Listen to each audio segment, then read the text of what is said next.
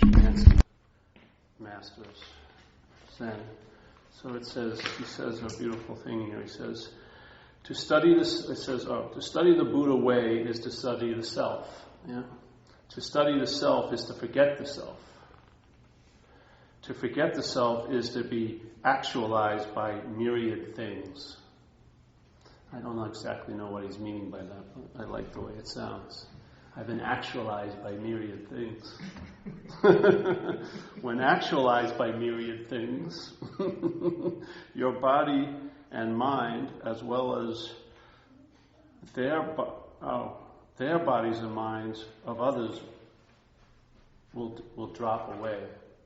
So in a sense, just like in St. Francis it says, it's in self-forgetting that you're reborn.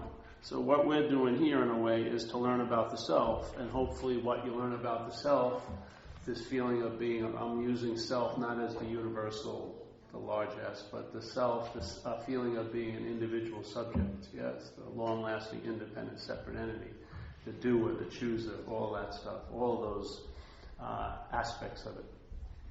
When you forget about that self, if you learn about that self, what you learn will distill into one basic statement, which is, I'm not that. Yeah?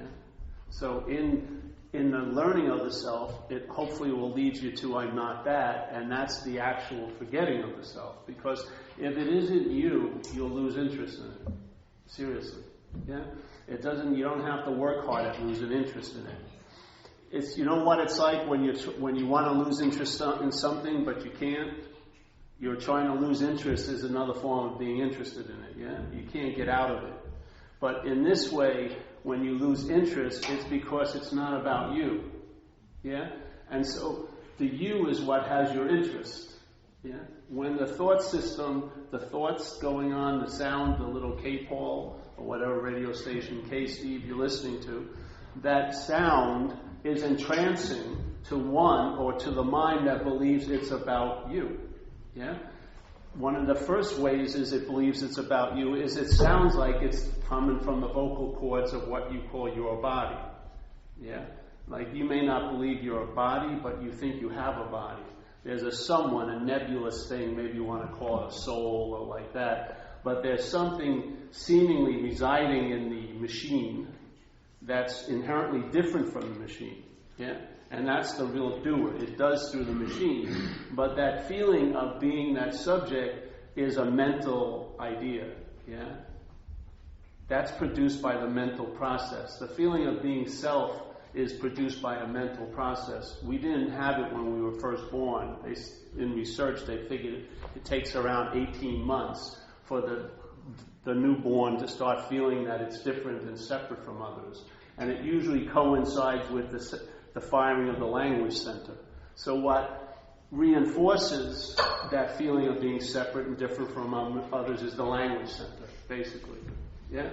All the thoughts clothed in the sound of yours, or your words, yes, are like the entrancing of the mind to take itself to be something else than it is, yeah? Which is this figure, this Paul, this subject who owns this body and is the doer of the actions and has this and this and that. That interest is what bonds you to the self. Yeah?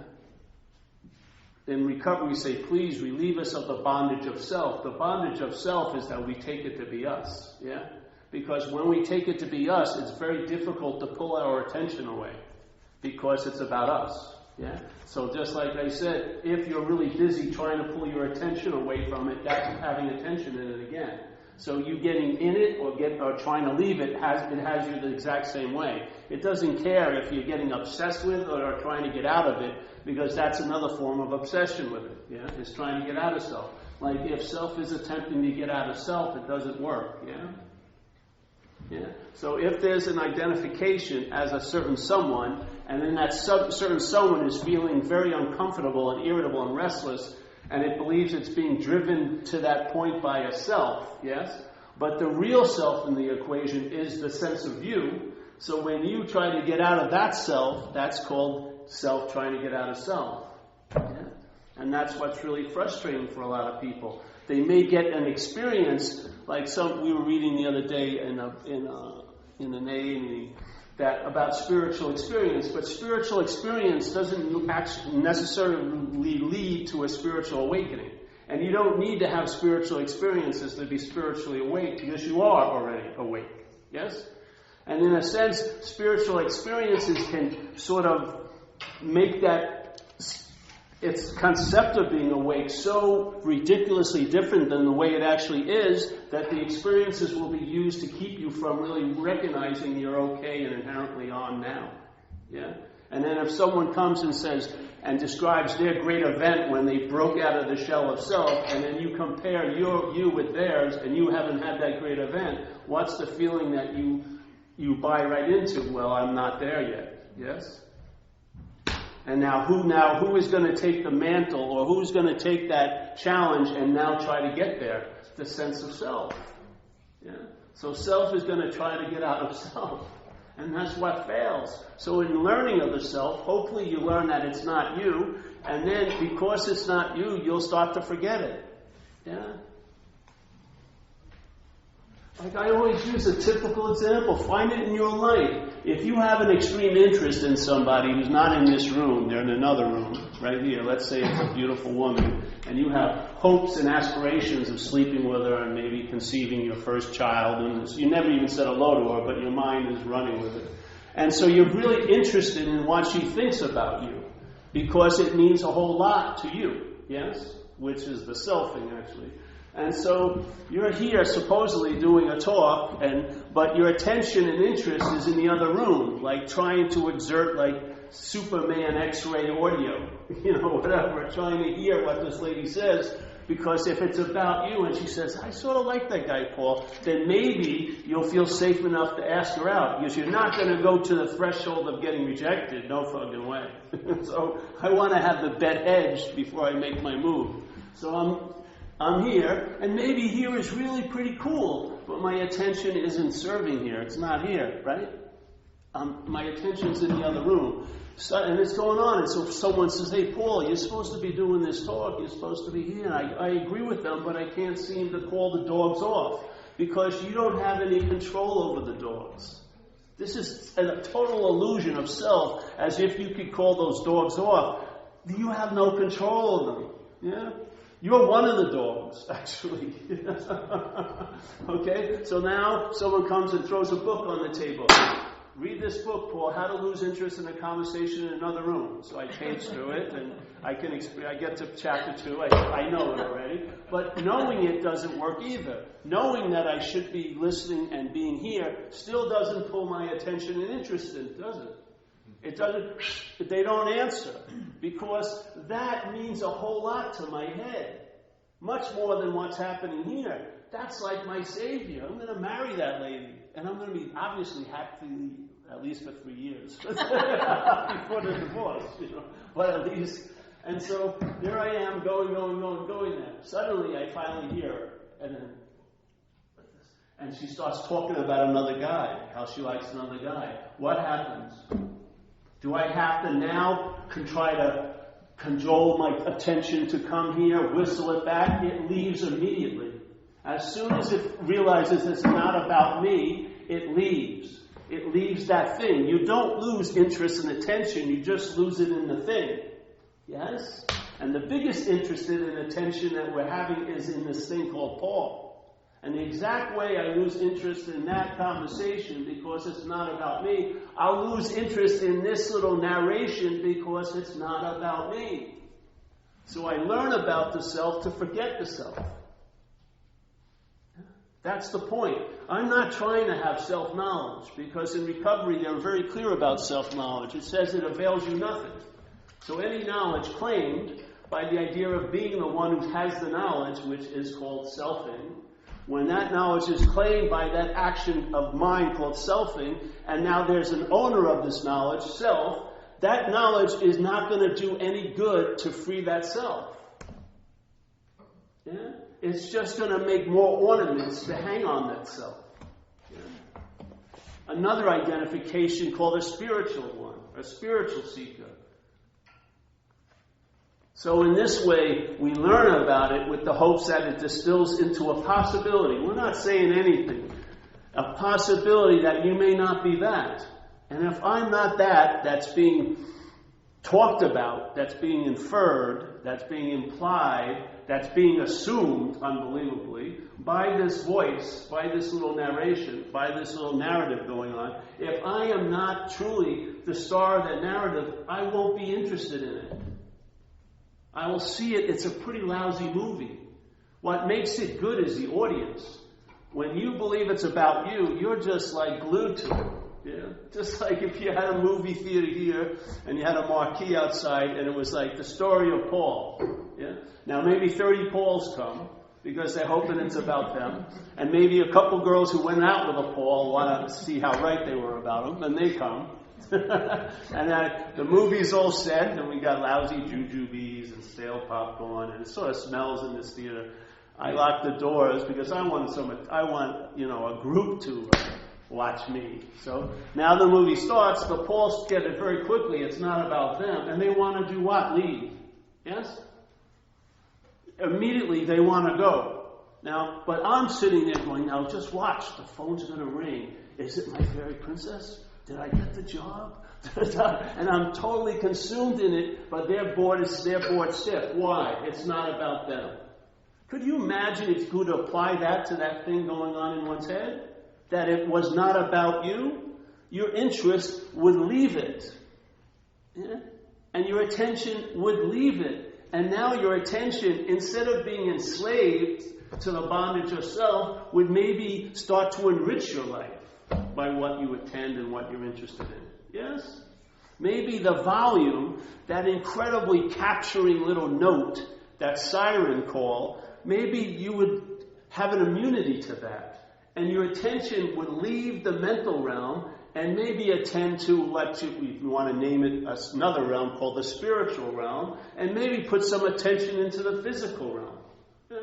But right now, most of us are like those dogs that have manes. They put those, little things on them, like a rubber thing, so they can't get into itch. And we're all living right up here. I mean, it's sort of like a satellite dish. It's just picking up I-E-M-I, And we're wondering why we feel so disconnected. Yeah. We don't feel it. This feeling of God is everywhere, all powerful, all knowing. We never sense Him anywhere we are during the day. If He's everywhere, you must bump into it occasionally, because there's no escaping everywhere. Right where you are, no matter how special you think you are, you're there and everywhere. But if that spiritual, if you want to call it, and I'm not saying there's a spiritual realm, I'm just using it to draw a picture. But let's say there's the spiritual realm. The spiritual realm is like this to me. Like in AA, it says you need to be opened up to the sunlight of the Spirit. So let's say we're in the mental realm. Our attention and interest can't get out. First of all, it doesn't want to get out because it's still falling for it. It's all about me. Yeah? So the attention and interest really doesn't want to go. Yeah? But maybe, so there it is. So here you are in the room, the mental room, and the light is outside the room. And then there's a shade. If the shade is down, no matter how powerful that light is, it ain't getting through. Yeah? A 5-cent paper shade can block the sun if you're in the room. Yeah? So here we are in this room. We're feeling the lack of the sunlight of the Spirit. Yeah? We're making up a lot of stories why and reasons and blaming and all this. All basically off.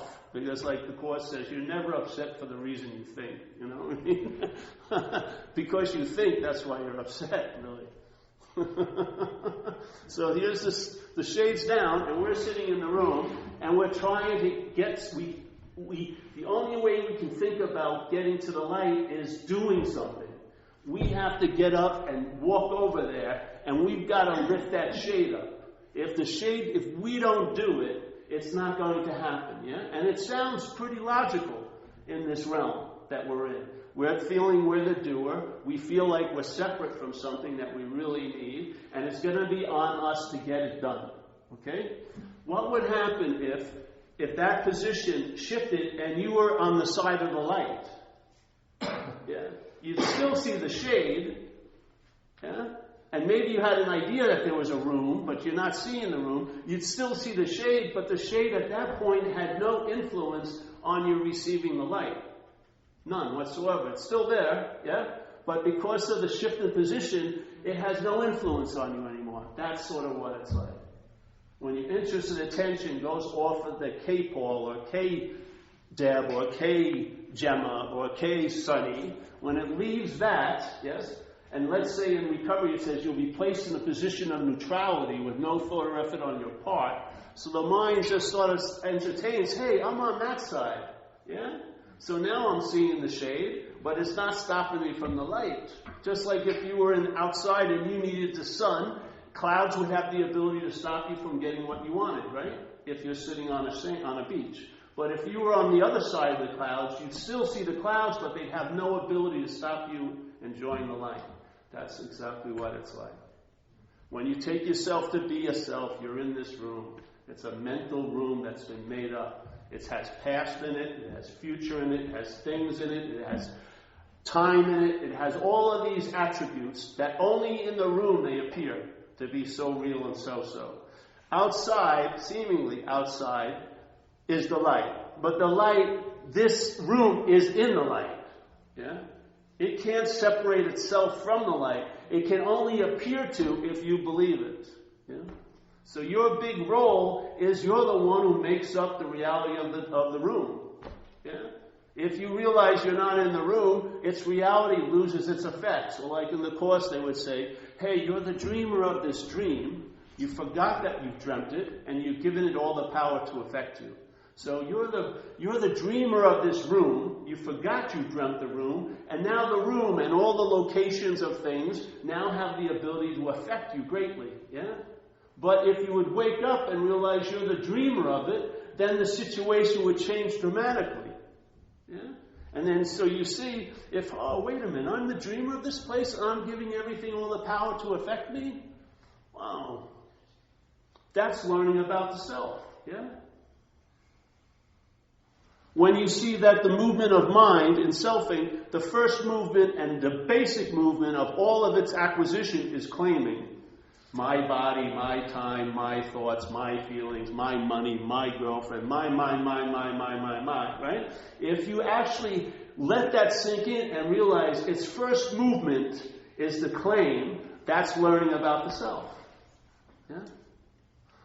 Learning about the self is, it may say it thinks it's the body, but it always says, I have a body. So it actually doesn't believe it's the body at all. Yeah? And the fact is, the only thing it's attempting to preserve is not the body or your spiritual condition, but self. It's truly in self-preservation. Yeah? When there was a choice between the body condition or the mind condition, it would choose the mind. It would choose the mental process of selfing. Yeah? That's what it's there to defend. That's its whole system is to excuse, rationalize, and blame, so that little precious little emptiness that is signified as something by all the onion, all this onion skins. If you take an onion open, there's nothing in the middle, yeah? All we're consumed by is all the onion rings, but we never realize there's nothing there. Yeah? So when I learn about the self, it leads to forgetting about the self. When I forget about the self, things change, big time. Yes? And by them changing, you realize what the problem was. Bonded to the idea of being a self. It's the root cause of it all. Yeah? How do you know that? Well, you know it from the solution. If you start getting relief from it, you'll know the problem. Yeah? By its effects being absent, you'll realize what they were when they were there. When they're always there, you don't know. Yeah? You don't know. You have no idea. But when they start becoming absent, you realize, oh, Jesus Christ, that was it. Yeah. One thought could ruin a whole day of mine. One little thought.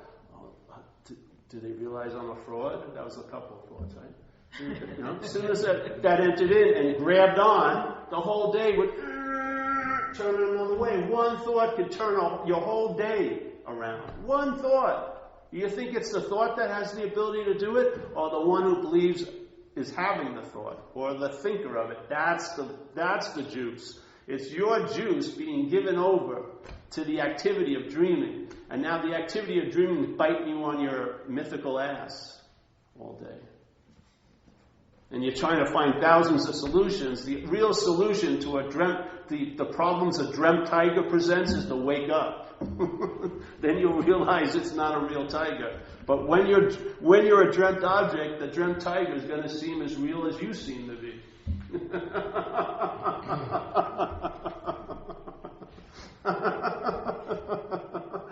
You can't escape it. You can't have it unreal when you're real. You'll try to make it unreal, but it'll be as real can be. Because its reality doesn't come from the dreamt tiger, it comes from you. Yeah? For you to seem real, that dreamt tiger has to seem real.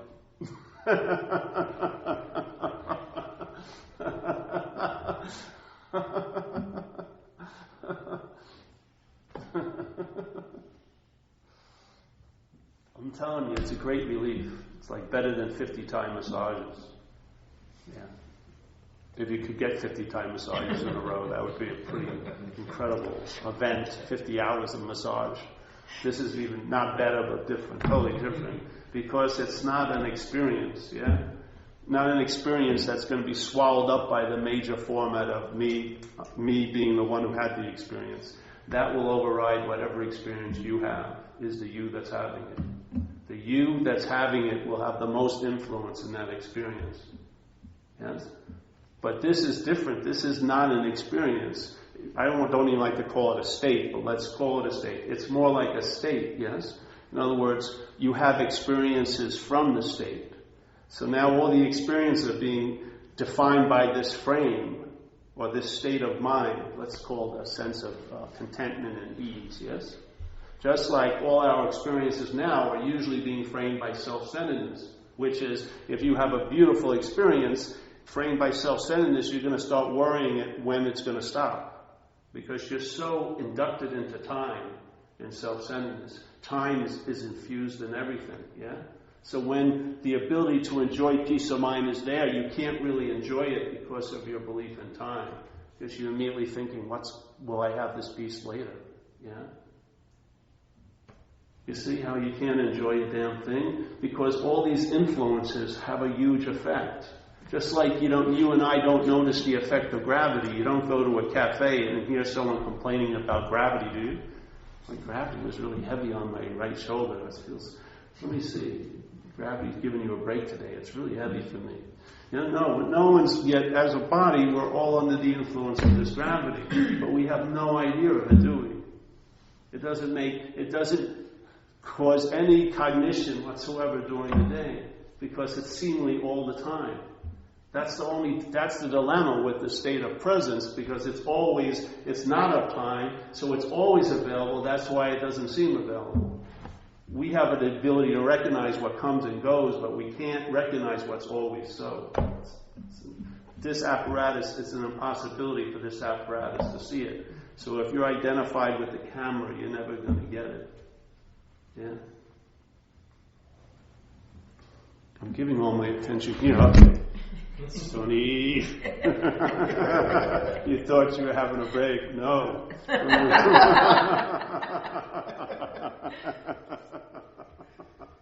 So when you can learn about self, yes? When you learn about self, then you'll forget about self, because when you learn about self, you realize maybe or entertain it's not you. As soon as you get enough of it not being you, your interest and attention will either quickly or slowly leave. And now that same interest that causes you to stay up late at night going over and rehashing something that probably never really even happened yet, or speculating about what's going to happen, will be up to different things, like maybe a good night's rest. Maybe the bigger picture. Is this worth it, really? Do I really want to get upset over this? Do I want to grab that only to have to let it go? I might as well not grab it. So then after a while, instead of life's happening to you, it's life's happening. It's a different way to go. Yeah. And I find it to be wonderfully, it works a lot better than when it's happening to me. Yeah. And if this was really me, I'd be working on it every day for the rest of my life. Seriously. There are so many faults I have found about Paul that it would be like a lifetime pursuit of improvement. But this urban renewal project has been shut down, man. It's freaking, the construction teams have been let go. You know what I mean? And now that place, the great building of Paul is like a park, a public park. The space is lovely, yeah.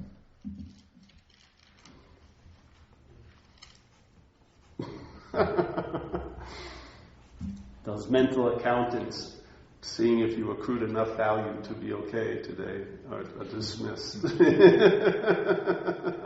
You don't have to go over the books every freaking day. How am I doing?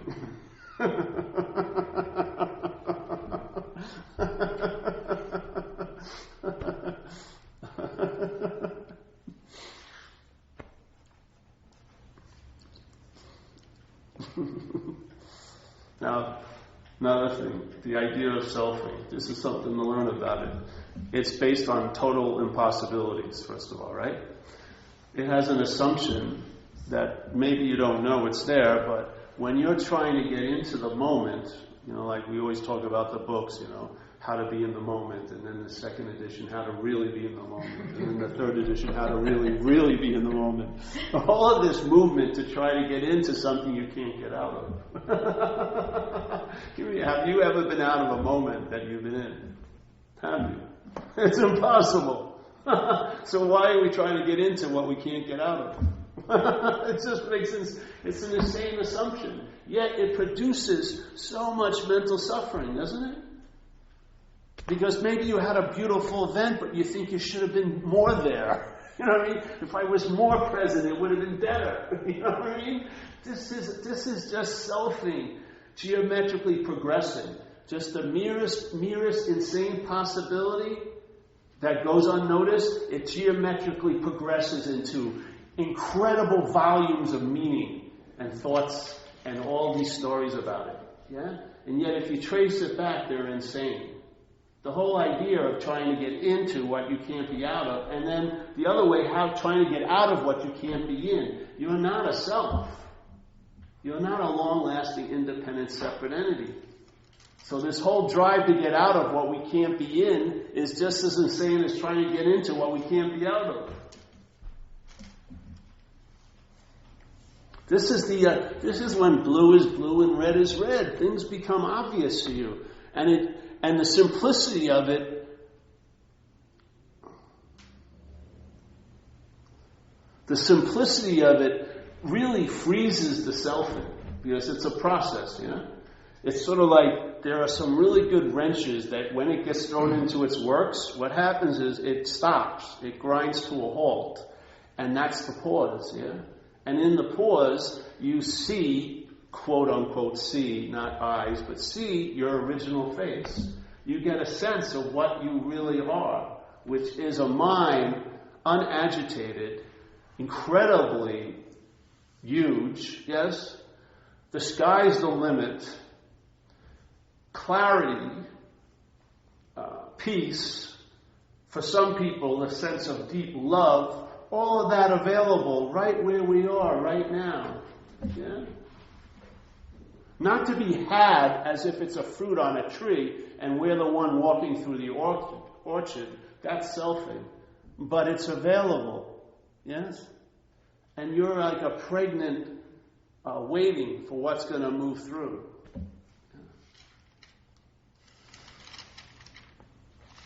And you just get pared down here. You get economized. Things get much simpler to you. And you don't have to work at it. It's not like I study myself into simplicity. There's a download, and then the mind tries to fit around that download, and it starts taking on the shape of simplicity. Yeah? But it's just the mind responding to the download. It's not like you getting something and putting it in. The download comes in, and then it gets expressed out. Yeah? So your mind entertains, like for me, I remember when in recovery, surrender is like a really important thing, it means a lot to a lot of people if they're in recovery. Because usually there's a point where there's a great relief when there was the surrender, when there was an admittance to your innermost self, or something happened, or the moment of clarity, and something collapsed, and then things changed, yeah? Well, surrender is not produced by extreme circumstances. Like when it happened to me, it was a regular day at the office. I was just trying to stay loaded so I could get some money to do some drugs, yeah? And I had all hope about things getting better had been given up. I'd been in 2 years program and nothing, back in it again. So I was pretty much hopeless, and I was just going to try to stay high until I parked in, institution jails of death. That was basically the scheme, it seemed. And yet, something happened. My mind froze, the download occurred, and in those 2 minutes, a solution came, or from that download, something expressed itself as a solution to alcoholism for the last 24 years. Give me a break. What more demonstration do you need? Yeah. I couldn't stop it, alcoholism, that urge to get loaded. My friends couldn't stop me. Enemies couldn't stop me. My girlfriend couldn't stop me. My mother couldn't stop it. The state couldn't stop it. Yet something happened. And it wasn't in a giant event. It was a regular day at the office. My mind got frozen and something downloaded, yes, bypassed the self thing. And that little seed took root and germinated for the next 24 years, and it's still giving out fruit. Yeah, and it doesn't seem like it's coming to an end. And I don't really do much. Yeah. Actually, the longer it's there, seemingly there, the less I seem to do. It just keeps putting out fruit. Yeah. And not just for me, other people. With absolutely no interest on my part to be a producer of fruit.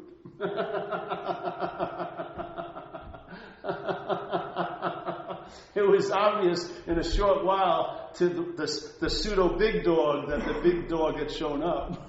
And then the little dog better roll on its back and have a very humble, honoring position because there's the big dog. So a power that's greater than self dawns on the self. That's the only thing self respects, is a power greater than it. Yeah? It doesn't respect the God it makes. No way. It just doesn't give a shit. It doesn't give about saints or anything else that it makes, or dead masters that it makes into something. It's when a power greater than it dawns on it, then self knows that it's inherently absent. And now the shenanigans are going to come to a stop. Because something that's always available at all times has seemingly broken through the daze and the haze of a confused mind, yes? And there's no stopping it after that. Like Ramana Maharshi says, your head is in the tiger's mouth, it's a done deal. Yeah, you're not going to back out now.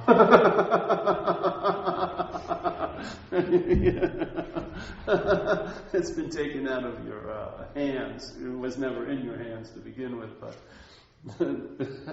the illusion that it was in your hands is broken pretty fast. So I like that statement by this guy. To learn about the self is to forget the self. Why? Because you'll learn that it's not you, that it's a fabrication. It needs that constantly, and you can't actually meet that quota of constancy. There's a lot of breaks here, but it has to incessantly apply the glue for the bondage of self to seem to be holding, yeah? Because it's such an unnatural, it's like oil and water, the spirit with this idea and this mental idea, yeah? It's like the glue has to be applied all day. That's why there's so many thoughts going through one's head, That's why when you meet a topic, like I remember when I first got into spirituality, I was brought up a Catholic. I wouldn't call that spirituality, though, in my case. But when I got introduced to an Indian guru, I had never looked into spirituality in this life. I was only 18. Never thought about it. But as soon as I was engaged with that guru, millions of thoughts came up about spirituality. Where did they come? Did I gather them in 18 years of playing baseball and doing drugs and running around Long Island? No. They were there, waiting, mind, a giant labyrinth, conditional mind of concepts and beliefs and old ideas and concepts upon concepts upon concepts. And as soon as it meets the topic that engages it, they download. Yeah? As soon as I met that spiritual teacher, I didn't know it, but my mental state gave that a nobility that it didn't give anything else in this world. So millions of ideas came about what they should be like, what I should be like, what I need to do, what a da-da-da-da-da-da-da-da, and it was like from a little county jail cell to San Quentin of the mind, like overnight. I mean, I swear to God, I was at the point I wanted to kill the guru after a few years, because I was just emotionally torn, because he was presented as the Lord of the universe, and here's me, and I don't like the Lord of the universe. What does that make me? My mind had a field day, what it made me. It made me really bad. Someone who really deserves a lot of shit happening. That's probably why I got run over by the car when I left. Who knows? But I bet you it had something to do with it. I had it set up. My head, it was like, I thought I was getting on the path of enlightenment. It was like walking into a big bear trap. Spirituality. It was torturous. And at least I got a rush when I shot dope. This was maybe lifetimes before you purify yourself enough to reach the goal. Give me a break. When you were a kid, and if you weren't in a bad situation, were you looking for retreats or meditation? Were you reading spiritual books? You were living it. You were exactly where they want to go through all that stuff. You were right there, because your mind hadn't entertained it could be anywhere else yet. Yeah? It was going to soon, but it hadn't entertained it could be anywhere else. That's why when you were playing, that's all there was, because you didn't have an idea of time about next week to worry about, will I be playing next week? You didn't have that at that point. It hadn't developed yet. So you were pretty damn liberated at a certain point when you were really young. So when you're liberated, there's no need to become liberated. Yeah? There's no irritability, restlessness, and discontent. You may not get what you want, and it passes quickly. It's the adults that hold on to the story for hours. The kid, he flips out, and then a second later, he's happy as hell again. Everything's moving quickly, because nothing can grab on, because there wasn't the idea of self yet. Yeah? Self is like the rock where the barnacles rest. As soon as the rock is in place, the barnacles find a place to lock in. And that's what they survive. They survive on that rock. If you're going to spend your whole life trying to pull each barnacle off, just get rid of the rock. Yeah, the barnacles will fly right by. They won't have anything to grab onto. Yeah, this is what happens when you forget about the self. The self is like that beacon that's calling everything. It's like we were talking the other night. Let's say you're outside in your porch and you have a light bulb on, and the moths are just flying into the light bulb. Yes, just going, and you try to swing away, but they're just drawn to that light bulb, aren't they? If the light wasn't there, you don't know what the moths are doing. They're out there mothing around. You don't see them much, and then suddenly, another bug. Yeah, and so here we are in this condition. We take ourselves to be the light. Yes. And we want relief from all the moths and everything, but as long as you're playing the role of the light, the thoughts are going to be about you. The feelings are going to be yours. The situations of life, problems are going to be your problem. You're going to be stuck in this place called time. All of that is going to have the meaning because you're the light bulb. Yeah? What would happen if you took the bulb out? The moths and the insects would stop moving towards that. Yes? They would spread out again. It's not the moths and insects, it's the light. Yeah? I'm a long-lasting, independent, separate entity. I'm the doer, I'm the chooser, I'm the haver. Yeah? Unscrew that, learn about the self. It gets unscrewed, then you forget self. Yeah? And then the moths don't have this beacon to go after all day. These mental moths aren't going to go to your little artificial light, I, me, mine. Yeah, because it will be dimmed down and everything will spread out and it will seem to be totally different than it was before because it will be brought about by your absence, not your presence. Your presence is what's drawing all these moths and everything to orbit around you.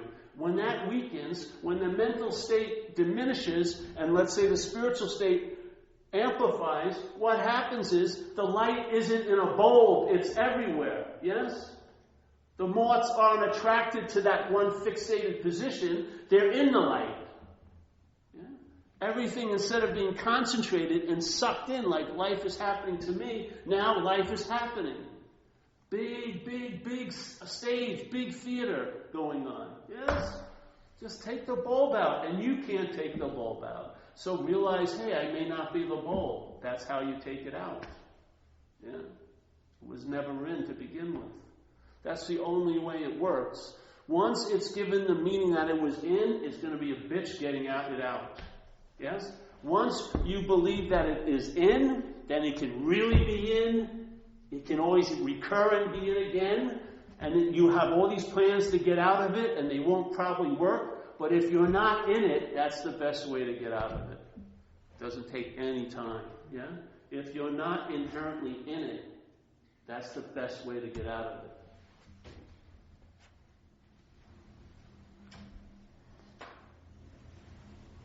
You just changed to like one of those bow lights.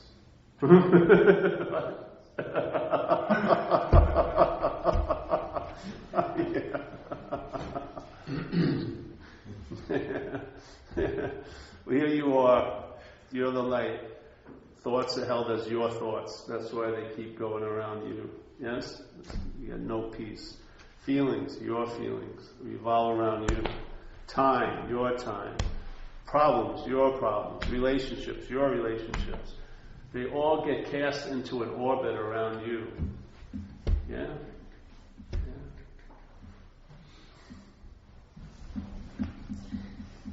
How do you like it? To me, it's claustrophobic.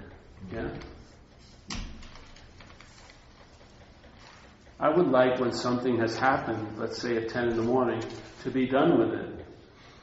I wouldn't like to have to be in the audience when my mind wants to bring it up at 10 at night and try to go over it and go down all the avenues of how things would have been different if it hadn't happened the way it did. But it did. It seems to me like a ridiculous activity. Yeah? But do we have any power against it? No, we don't. Self is going to beget selfing. Yes? They're like in a symbiotic relationship. If you're the one who thinks he's doing the selfing, yeah, the selfing will even get more extreme. Yeah? The self and the selfing are symbiotic. Selfing produces the sense of a self. The sense of a self feels like it was before the production. Yeah? So the sense of self is I'm the one who's selfing, but actually the selfing produced the feeling of I'm the one. Yeah? But the way it switches, it doesn't play the same rule it has you playing time by, it doesn't. It plays time this way. A mental process produces a sense of self. The sense of self is given a feeling of being historically there before the mental process. Yes? So either self's happening to you or you're doing it. Yeah? But you're the end product of something. The feeling of me is a product. Yeah? A process that has to take time to get to the point of producing the product. Most of us are starting our day from that production of the product. We are living the product. Yeah? We're not seeing, we're not learning about self. Yeah? And therefore we're not forgetting it. By not learning about self, we're bound to keep remembering it. And all this day is used for by the mental process is to remember Paul. That's all it's doing. Every time it has a re-feeling or a resentment, it remembers Paul, something happened to Paul some other time.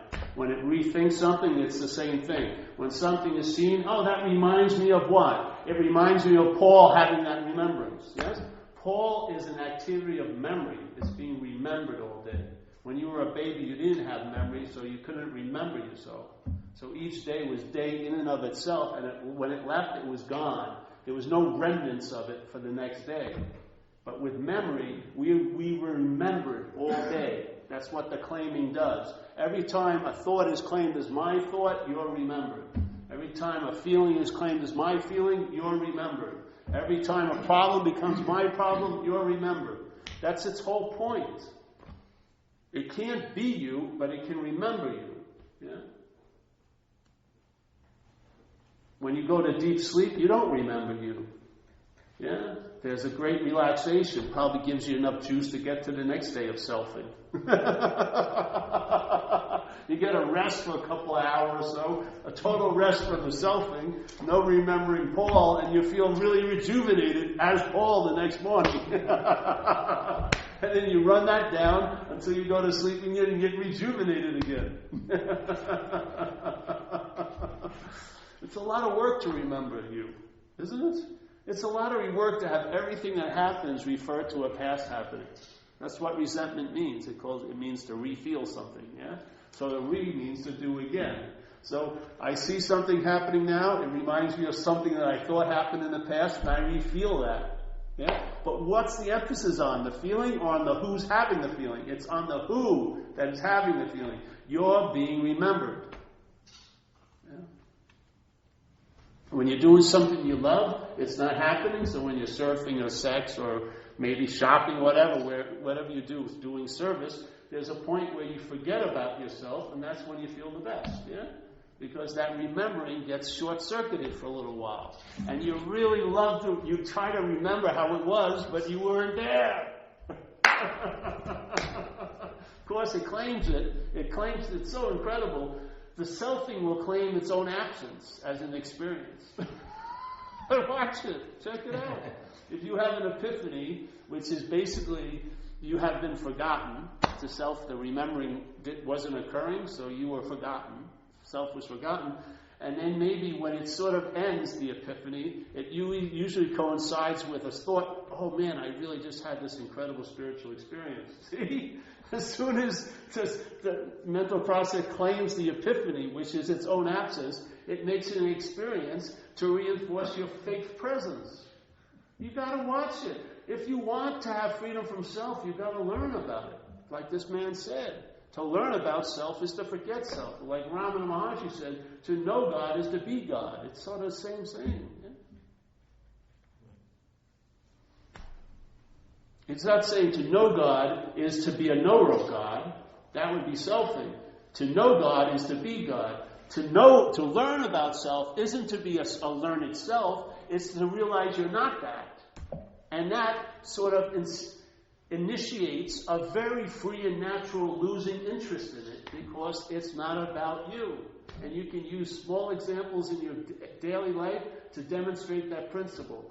When you're keenly doing something and then it dawns on it's not about you, you lose interest in it quite a lot, right? Yes. See it. It's just a principle of mind. Recognize it. Watch it. Yeah. And it'll distill into, hey, all the assumptions, all the inferences, all the implying,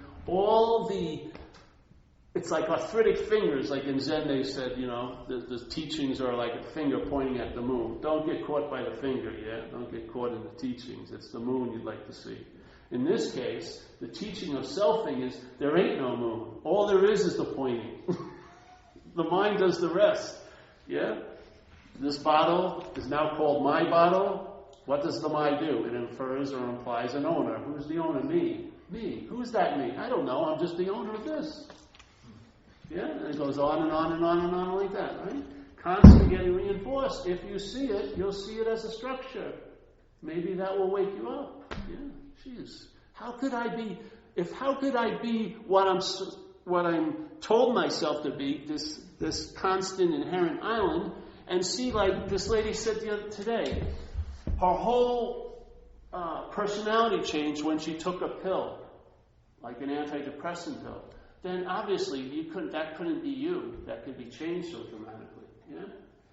What you would be would have to have an inherent quality. Yeah? To be a you. Yes? What are you? We're taking ourselves to be. Anything can be manipulated. Our personality, with the right drug, you'll have a happy face on every day, where before you were depressed. Yes? All these things have been manipulated. They're not you. What you are can't be manipulated. What you are isn't affected by what's appearing here. What you are is prior to all this activity. Yeah? That's the beauty of it. The beauty of it, it's not of here. If it was of here, it would come and go. it would be affected by causes and conditions. Yeah, all of it have all the qualities we take ourselves to have. Yeah, it doesn't have that. It's like it's unnervingly on. It never blinks. It never takes a break. It's always available at all times. It's truly love, in a sense. Yeah. No matter how far away you believed you are, if you stopped believing you were that far away, you'd be right where you were. And it would be right there in a nanosecond. It wouldn't even take any time. It would be right where you are. As soon as you come out of your little mental trip, there it is. Yeah.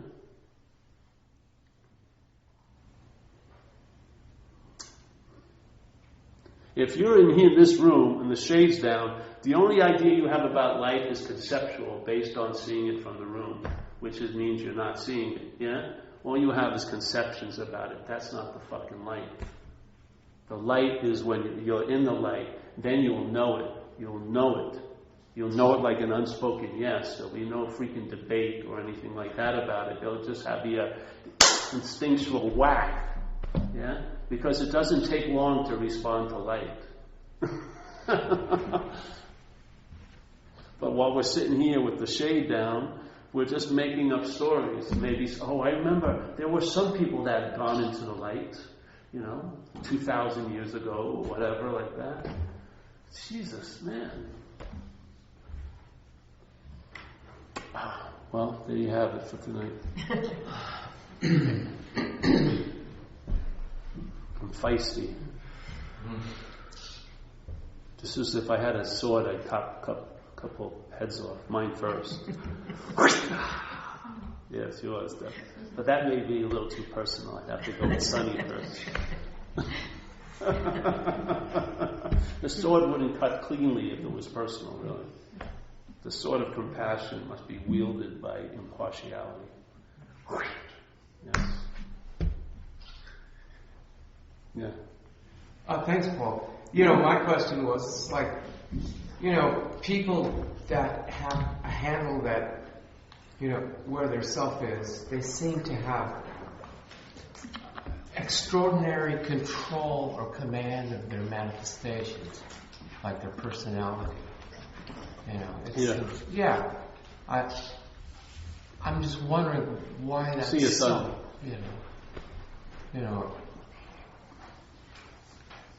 Is it because you just are not neurotic anymore, or self-centered? No, I've seen some people that are crazy. Yeah, so I don't think there's any rules about it. I mean, just... I just think what happens is, whatever, and they're very varied manifestations of self, yeah? Whatever they are, you'll travel lighter, quote unquote, as them, yeah? Because you're not. You'll travel lighter, yeah? Yeah. I don't think this is about becoming good, in a way, or it's just about a recognition of something prior to good and bad, I don't think I've gotten much saner the last few years. I really don't. Or maybe more control of manifestations? No control. Huh. No, I just lost interest in the need to be liberated. I find the true transcendence is staying here, being here. It was the last place I was looking for it. Literally, yeah.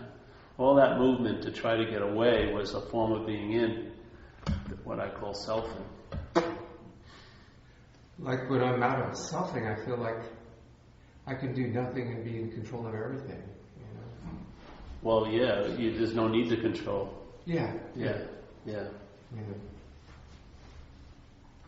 However it manifests, the whole point is you'll get a sense of, it will definitely be, on a broad view, it will be traveling lighter, no matter what situation or condition you're in. It doesn't mean it'll change the situations and conditions of life, but you'll travel lighter over them on a consistent level. Yeah, and I find that's what most people are really looking for, no matter what they name it or give whatever meaning they give it. If they felt really content right now, a lot of things would be different. Yeah? How they viewed things would be really different. It's the lack of contentment that drives the mind. It's sort of like a wind. So the mind's sail is constantly catching that wind, agitated and seeking and selfing. Yeah? Becoming and unbecoming, becoming and unbecoming, becoming and unbecoming, becoming and unbecoming, never ending like a slinky. Yeah, there's no rest in it because it's looking to achieve or to complete something. Where the state of being, I don't like using those names, but let's just say being is whole in and of itself. It's not here to complete or achieve or culminate anything. It already is whole. That's why it's not of time. It takes time to do something and to make something, yeah? It's not going anywhere, it's totally complete. Maybe it has one drive to express itself, but doesn't have a drive to achieve or to complete, because it's already complete in and of itself. So when mind becomes aware of that, mind's response is in kind. It starts chilling out and it starts becoming clearer, yeah, and it's not agitated anymore, so it can enjoy peace of mind. And now it's not fooled by the false value of past and future, so it sees the real value here, yeah. So it's attending here, while the mental process may be attending to there and then. There's a large chunk of attention that's attending to here.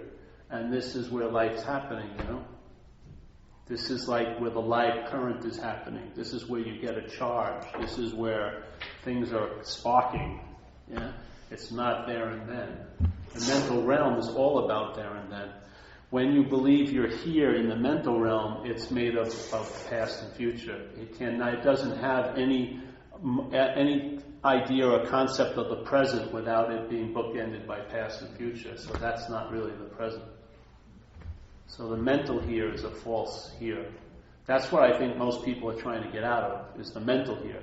They're taking it to be here, so they're doing outlandish things to try to get relief from here, drinking and shooting dope, but they really want to get relief from here. Yeah, and if they would just attend to really being here, that would be the beginning of relief. But it's hard to see that because you believe this is happening. Yeah, you believe this here is the here, where it's just a minor activity in the here. Yeah. So that's what addiction is, don't you see? Really, addiction is the mind's feeble solutions to the original addiction, which is mind addicted to the idea of being a self. Yeah. The mind got addicted to that idea. It can't get out of the addiction. It's dying for relief, so it does other things to get relief from that addiction. Yeah? None of them complete the mission, so then when that addiction dries out, maybe pornography starts occurring, or making tons of money, or workaholism, or whatever. It's always going to keep leaking out because it hasn't reached satisfaction. Yeah? And so we're trying to look at the first knot, which I believe is the identification as self. If you see that as not being so, that first knot has this thread that runs through all the other knots of your life, jobs and money and all this, health. And then when this loosens, there'll be a loosening expressing in all your areas of life. And you'll know, like it says in the Bible, you'll know the tree by the fruit. You'll get the demonstration, and it's not a big leap to realize you're onto something. You know what I mean? Because you have a gut-felt memory of the incessant agitation that you were living under for many, many years, and now it's chilled out. Yeah? It's like fucking the difference between heaven and hell, really. And it doesn't escape your attention, and you honor it. I do. I'm really freaking grateful that my head isn't occupied with what it was occupied with like 15, 16 years ago. Seriously. I would, if that would have continued, I'd be apt to do almost anything right now to get relief. Yeah? Because it was freaking unbearable to be thought about all day. An idea of being a self that's thought about all freaking day.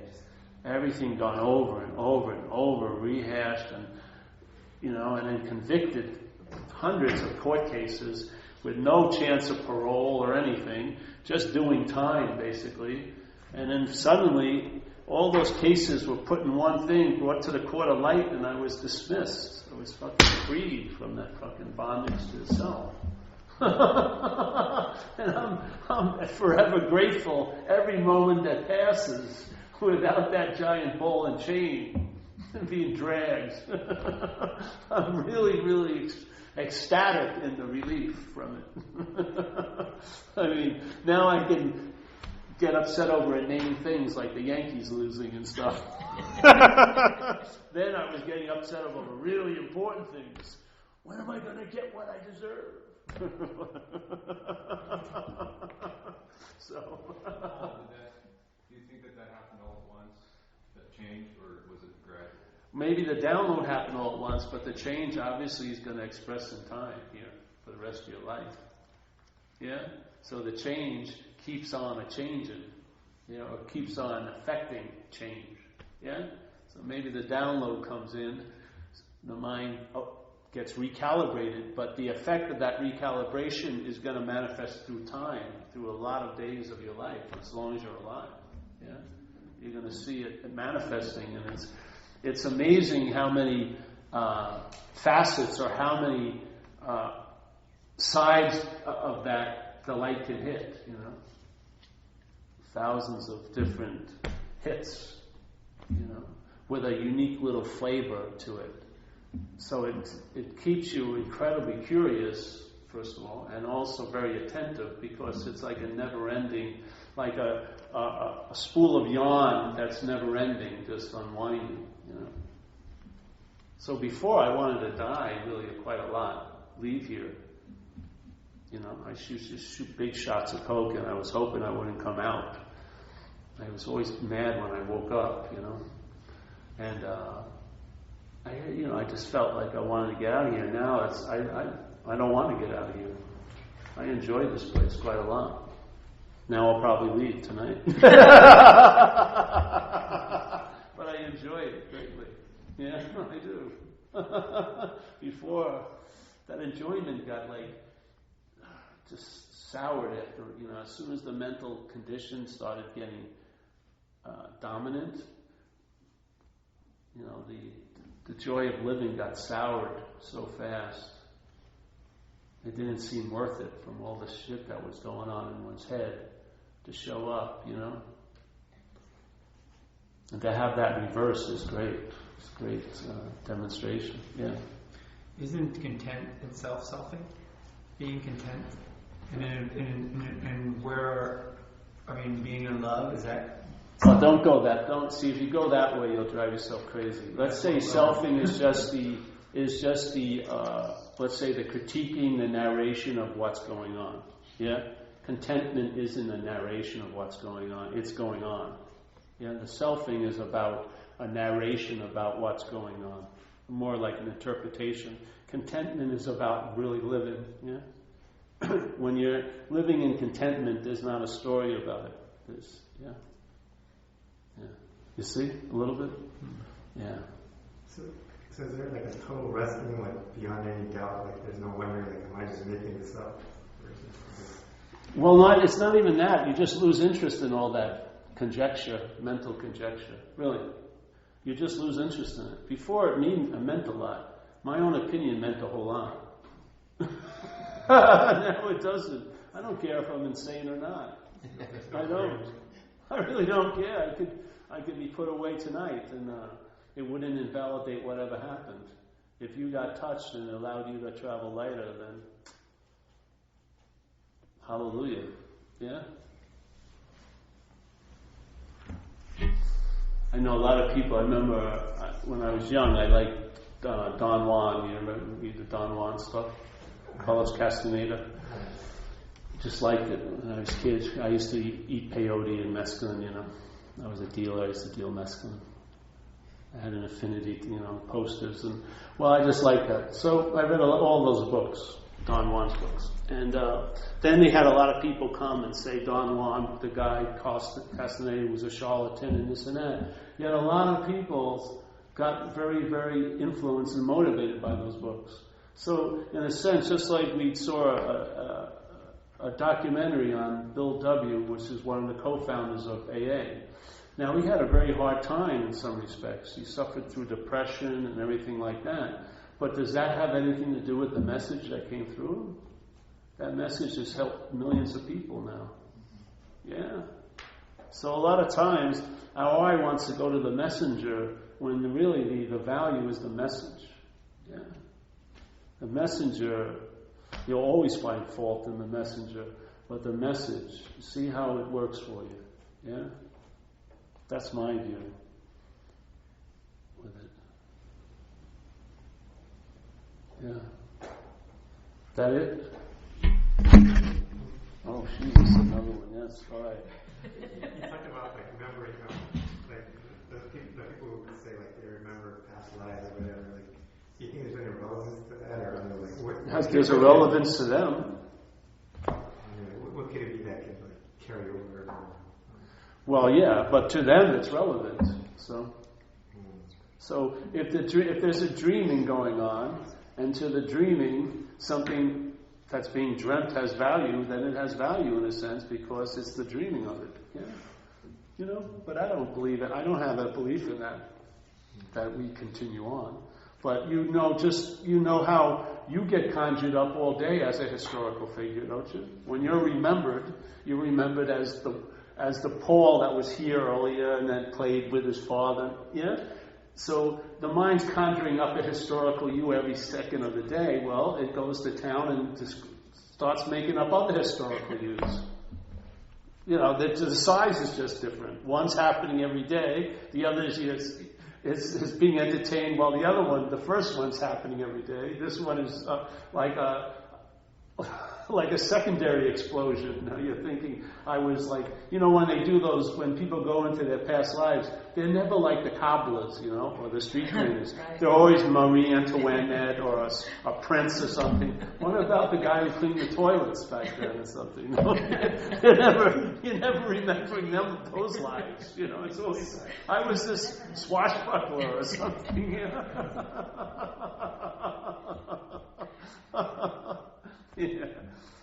I don't know. To me, you know, you ever, like Buddha would never want to talk about metaphysics or anything, or he never want to talk about the cause of everything. He said it's way too far. The whole point is to ask, hey, are you experiencing suffering? Yeah?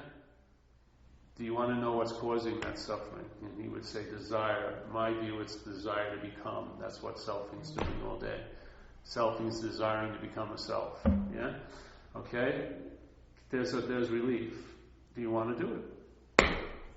So, for me, it's nice to talk about all this stuff, but really, how are you traveling? Yeah? If you're traveling lighter, you're onto something. Yeah? I mean, the booby prize is to think you know something when you're bummed out. You know, it's just so heavied out. Like, people can become professors of holes, but they're still falling in the holes. What's that knowledge doing? It's not saving them from the holes. So what value does it have? Yeah. Maybe he'll be used to save other people from holes, but he'll fall himself in the holes. Just like a lot of people who share messages, they tend to fuck up in a way. Or a lot of people would say they fucked up, you know. They do something or sleep with all the students or steal the money or whatever. You know. So, alright, that's it. Wins or steal the money or whatever. You know. So, alright, that's it.